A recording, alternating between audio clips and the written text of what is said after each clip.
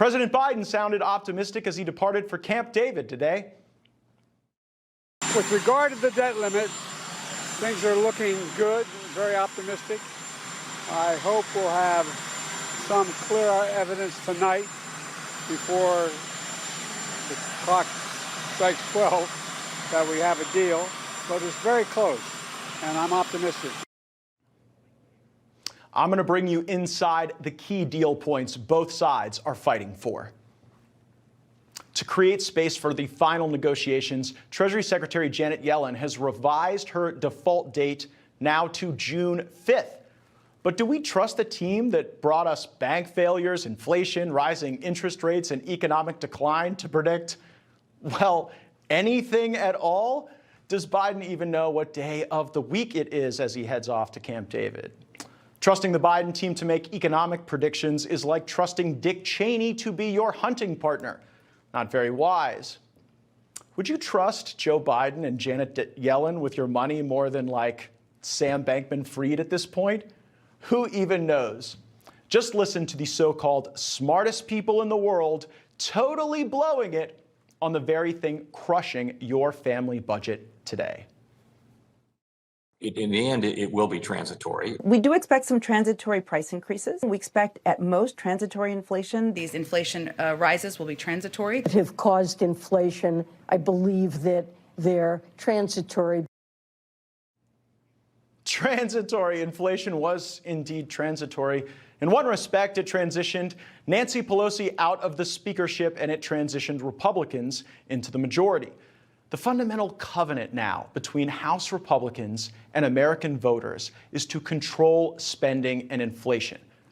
If the sole backstop to the spending frenzy initiated by Democrats and socialists and their fellow woketopians in Washington is Joe Manchin, well, you see what you get. American decline with no end in sight. Even Manchin himself confesses that the Biden administration has abused its authority and is coloring outside the lines. The president and all of his members of his cabinet, they knew exactly why we proceeded with the IRA, Inflation Reduction Act. And as soon as they started implementing it, they didn't hit their goals by January 1. They were supposed to have rules out, and then they started liberalizing, if you will, so they could get more product out, give more money away. I'm not encouraged about all of this at all, and I'll do everything I can to prevent it from happening. Tisk, tisk, Joe Biden. If printing money made a nation stronger, Zimbabwe would be the most powerful country on the planet, but of course it doesn't, and they aren't.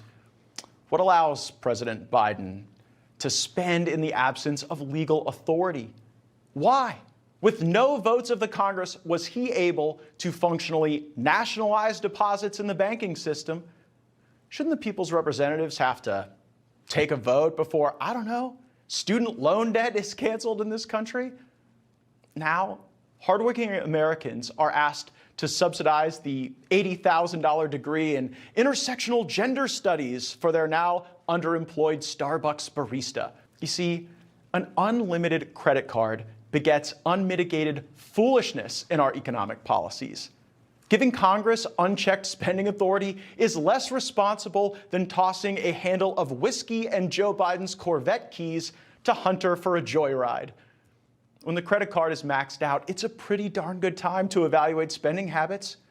This is a lesson first husbands know all too well, and it's one that our nation would be smart to abide. If the debt limit is raised, is the spending really going to meet the needs of our country? Or is it increasingly fueling and funding a government that has lost its way, gone feral, or even worse, turned against our beloved countrymen? When people ask me, how can we cut spending? What would you do without? I point to some of the pork projects that Mitch McConnell teamed up with Nancy Pelosi to authorize. Like U.S. taxpayer funding for training LGBTQ activists in Senegal, or the analysis of critical gender theories in Macedonia, of all places. You actually fund a gay-themed movie festival in Australia and a gay pride parade in Prague. Why can't Prague pay for their own gay pride parade? How proud can you really be if it's someone else footing the bill for these things? The Rainbow Rights Project in the Philippines probably isn't central to America's interests, but you pay for it anyway. $850,000 goes to review the rights of gender-diverse people in Bangladesh. Isn't that interesting? But it's not just abroad where your money is sacrificed on the altar of absurdity.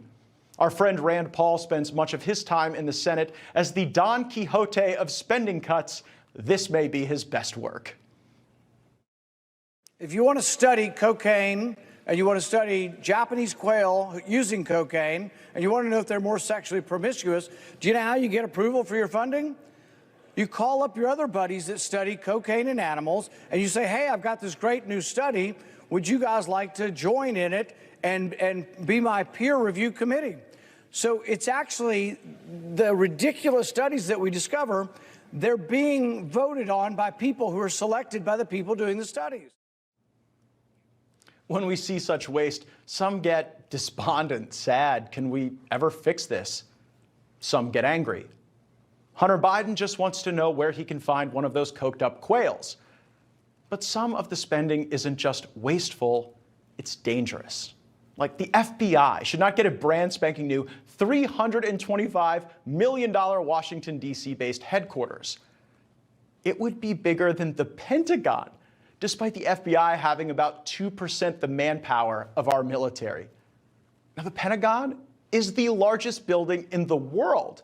So while the FBI suffers from many legal and ethical deficiencies, got to give them this, they don't lack for visions of grandeur.